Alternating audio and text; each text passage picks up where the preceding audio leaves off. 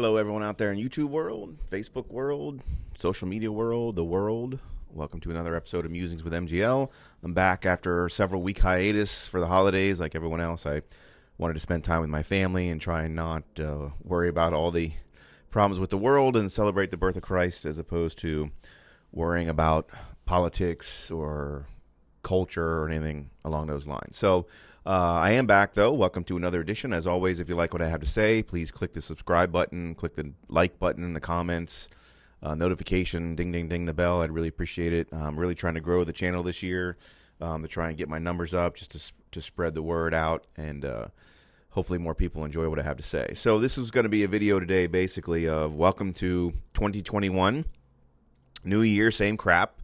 So here we are, only 4 days into the year, and today is the day that there's a big election in Georgia for the Senate. By the time a lot of people watch this down the road, it will already be decided. But essentially, there's we have a big election. We were hoping to be done with elections after November, but we have another one here today, and so of course all the same crap is going on. Democrats want to get those 2 seats because if they get those 2 seats, then they get to control everything, and those of us who aren't Democrats are going to be essentially screwed because if they have 50 people in the Senate with Kamala, I don't care how you pronounce it, Kamala, whatever it is, Harris, as the vice president, then they can they can get rid of the filibuster and pass any legislation that they want, including assault weapons bans, magazine bans, whatever they want to ban when it comes to the Second Amendment. And it's not just the Second Amendment. They can pass all their new Green Deal nonsense. They can pass whatever tax hike they want to pass. So basically, they get these 2 Georgia seats, then the country is, not to be hyperbolic, but the country's going to be screwed because they're going to be able to do whatever they want. They can pack the Supreme Court by getting their justices in there. They can make Washington, D.C. a new state, which would give them a couple more Democratic senators, et cetera, et cetera. So all the stuff that you've seen all over the news media, all over conservative media, liberal media, they're salivating to get their hands on this, are true. So it's a new year, but we're still back to where we are, only 4 days into it, and we got another big election that's going to decide the fate of the country going forward. So that's still going on. What else is going on? We got Nancy Pelosi still as Speaker of the House. So again, new year, same crap. So she was just sworn in yesterday as Speaker of the House, so nothing has changed there. They did slim their margins down a little bit because of the election. We did pick up some Republican, some conservative seats in the House, but it wasn't enough, obviously, to take over the House. So we still got the witch lady as Speaker of the House. So again, new year, same crap. We have the ATF that's still looking to do stuff on stabilization braces. I know that there was a big scare a couple of weeks ago where they sent out a letter that said they were going to do it, and then everybody celebrated because they pulled that letter back and said they weren't going to do it. Well, don't fall for it. Don't get too excited. They are going to do it. You can take that to the bank. I don't care how much people claim Mitch McConnell called them and got them to change their mind. The ATF, large faction of the ATF, have been wanting to do this for almost a decade now, ever since these braces came out. And the only thing that's been holding them back was essentially a Trump administration for the last 4 years. And they thought they got all cocky because they think that he lost. And so they went ahead and boldly put this letter out there. And then they realized that, well, he hasn't technically lost yet. And so they got a bunch of crappy phone calls, and so they pulled it back. But don't kid yourself. Once all of these remaining options, which I don't think, quite frankly, Trump has any options left. I'm trying to be optimistic, but I'm also becoming a realist here and looking at it from a legal standpoint and a constitutional standpoint. They're running out of things to do. I quite frankly, at this point, not sure what they can do, but they are running out of stuff to do. But the ATF got cocky, thinking that now they can finally do what they've been salivating to do for years. And then they got a little bit more grief than I think they thought they were going to get. And so they thought, well, let's pull it back for now. But don't think for 1 second that this isn't going to happen after Inauguration Day. They're just waiting, in my opinion, for Inauguration Day. So again, new year, same crap. ATF still trying to do what they've been trying to do forever. So nothing changed there. Let's see. They did we now have a new word in the English language, which is woman. So I'm sure all of you have seen when the new Congress was sworn in by the lefty woke Democrats, the lefty woke senator who claims to also be a preacher gave the prayer and ended it with amen and women, which is obviously a nonsense concept. Anybody who knows anything about religion knows that amen is not a gender masculinity concept.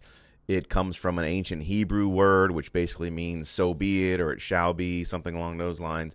It's not a male thing because of the way it was pronounced. And then it was translated from Hebrew into Latin, and then Latin into English, and so far down the line. It's spelled that way now, A-M-A-E-N, but it's not a masculine concept. It's not like human, they put the man in there. It's got nothing to do with that. So if you say the word women, it means nothing. It's a nonsensical word. So that guy's not a pastor. He doesn't know what he's talking about. He's stupid. They passed a bunch of house rules that says you can't use words like father, son, daughter, mother. You have to use different words for those type of things. So again, new year, same crap. So we still got the same wokeness with all the gender politics and the identity politics and all the wokeness that comes out of that. So nothing has changed. So new year, same crap. COVID, new year, or I'm sorry, you're not allowed to use that for YouTube with the algorithms. Hopefully they don't catch it for that one word. But the mysterious disease that shall not be named has not changed. New year, new crap. We're still talking about lockdowns. They're still talking about spikes in cases, and they're still talking about vaccines and mask mandates, maybe a mask woman date. So nothing's changed when it comes to that either. So essentially, here we are in 2021. Everybody's been saying, oh, thank God, let's get 2020 behind us. It's a crap year. It's been the worst year in the history of the world, which is nonsense for anybody that knows anything about history. But everybody says 2020 is the worst year. We had a New Year's Eve. Everybody's like, yeah, get out of here. Goodbye, 2020. And then here we are, January 5th, freaking 5 days into the new year, and absolutely nothing has changed. People are still bashing Orange Man bad. People are still pushing their woke politics. The government is still trying to take away your Second Amendment rights. So nothing has changed. So I don't care what the date on the calendar says.